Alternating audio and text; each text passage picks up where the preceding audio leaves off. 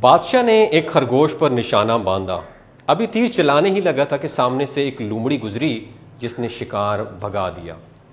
بادشاہ ابھی غصے سے کچھ بولنے ہی لگا تھا کہ لومڑی کے پیچھے ایک تیز رفتار کتا بھی وہاں سے گزرا۔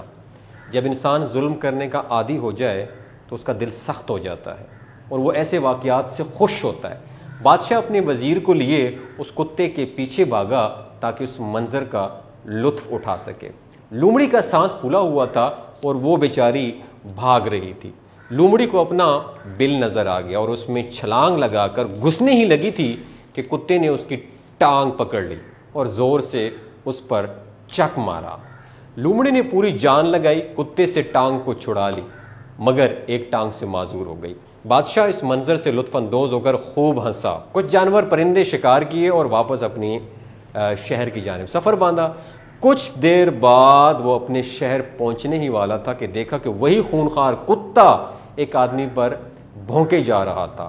بوڑھا آدمی اپنی ہاتھ میں لاٹھی ٹیکے چل رہا تھا۔ کتے کے مسلسل بھونکنے سے تنگ آ کر اس نے اپنی لاٹھی گھمائی اور کتے کو دے ماری۔ لاٹھی کتے کے ٹانگ پر اس قدر زور سے لگی کہ وہ ٹانگ زخمی ہو گئی اور کتا ٹانگ سے معذور ہو گیا۔ بمشکل لڑکھڑاتا ہوا وہاں سے بھاگ گیا۔ بادشاہ کے لیے اس دن کا یہ دوسرا لطف اندوز منظر تھا۔ بادشاہ نے اپنے وزیر کو کہا، دیکھو آج کیسے کیسے شکار اور شکاری ہم نے دیکھے ہیں، کیا تمہیں اس جیسا منظر پہلے کبھی دیکھنے کو ملا ہے؟ وزیر بہت چالاک اور ہوشیار تھا، کہنے لگا، حضور یہ آپ کی بدولت ممکن ہوا، میں نے آپ جیسا اصول پرست اور سلطنت کو ڈنڈے کی نوک پر سیدھا رکھنے والا بادشاہ پہلے کبھی نہیں دیکھا۔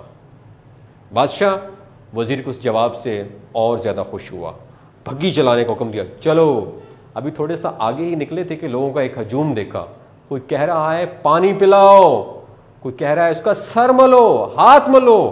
بادشاہ نے وزیر سے کہا، جاؤ ذرا دیکھو کیا ہوا ہے وہاں پہ۔ وزیر گیا اور دیکھ کر بڑا حیران ہو گیا کہ اس نے بادشاہ کو خبر دی کہ آگے تو وہی لاٹھی والا بوڑھا بے ہوش پڑا ہوا ہے جس نے کتے کو لاٹھی مار کر ٹانگ سے معذور کر دیا تھا۔ بادشاہ بھی سن کر حیران ہوا اور فوراً بگھی سے اتر کر وہاں پہنچا۔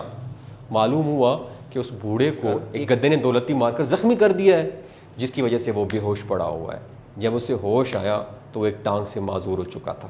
بادشاہ کے لیے یہ بہت حیران کن بات تھی کہ آج ہر حادثہ ایک ٹانگ سے معذور ہونے سے وابستہ ہے، آخرکار وجہ کیا ہے؟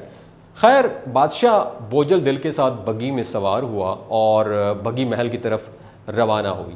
کچھ قدم ہی چلے تھے کہ موڑ مڑ کر ایک اور ہجوم کی آواز سنائی دی۔ بادشاہ نے وزیر سے کہا، دیکھو پھر کیا ہوا ہے؟ وزیر نے واپس آ کر بتایا کہ ایک گدھا جو ایک گڑھے میں گر گیا ہے اور اس کی ٹانگ ٹوٹ گئی ہے، لوگ مل کر اسے گڑھے سے باہر نکالنے کی کوشش کر رہے ہیں۔ بادشاہ نے کہا، تمہیں معلوم ہے یہ وہی گدھا ہے جس نے اس لاٹھی والے کو دو لتی مار کر معذور کر دیا تھا؟ وزیر کہنے لگا، بادشاہ سلامت، آپ کیسے کہہ سکتے ہیں کہ یہ وہی ہے؟ بادشاہ نے کہا، آج ہم جن باتوں سے لطف اندوز ہوئے ہیں دراصل یہ اتفاق نہیں بلکہ یہ خدا تعالیٰ کا ہمارے لیے بہت بڑا سبق ہے۔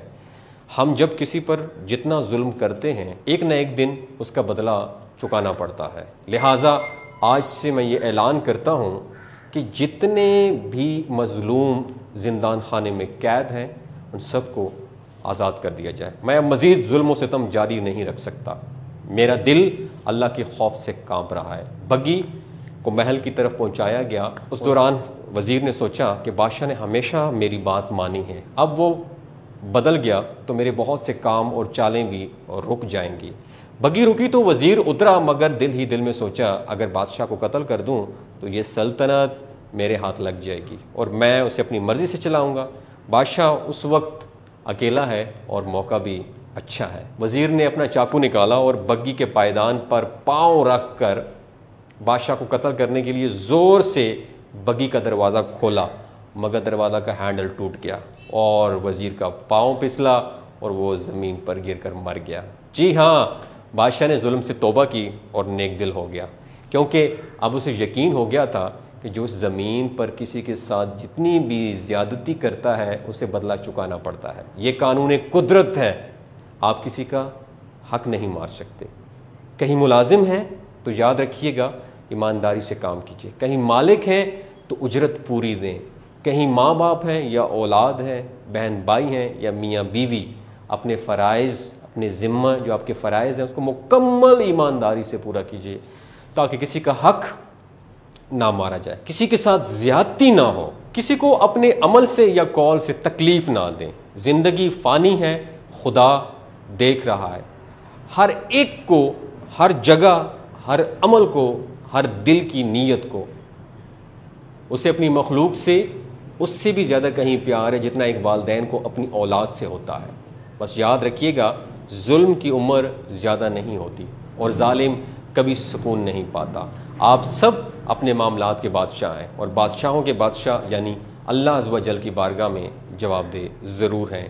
یہ کہانی میں نے اس لیے سنائی کہ میرے ایک جاننے والے تھے، گلی میں سے کتا گزر رہا تھا، اس نے بغیر کسی وجہ کے پتھر اٹھایا اور اس کو مارا اور اس کی ٹانگ ٹوٹ گئی. مجھے بڑا افسوس ہوا کہ اللہ کی مخلوق ہے، آپ کو کوئی نقصان نہیں پہنچایا، لیکن آخرکار آپ نے پتھر کیوں مارا؟ کیونکہ ظلم، اسے یہ ظلم کر کے اچھا لگتا تھا. کتے کا روتا ہوا دیکھ کر اس کو سکون ملتا تھا، اس کو اچھا لگتا تھا. آپ نے کیا سیکھا؟ کبھی کسی پہ ظلم ہوتا ہوا دیکھا ہے؟ کبھی کسی پہ ظلم تو نہیں کیا. اگر ایسی کوئی آپ کی زندگی میں واقعہ ہوا ہے تو معافی مانگیں، اللہ سے معافی مانگیں. اللہ پاک درگزر کرنے والا ہے. اپنا بہت خیال رکھیے گا.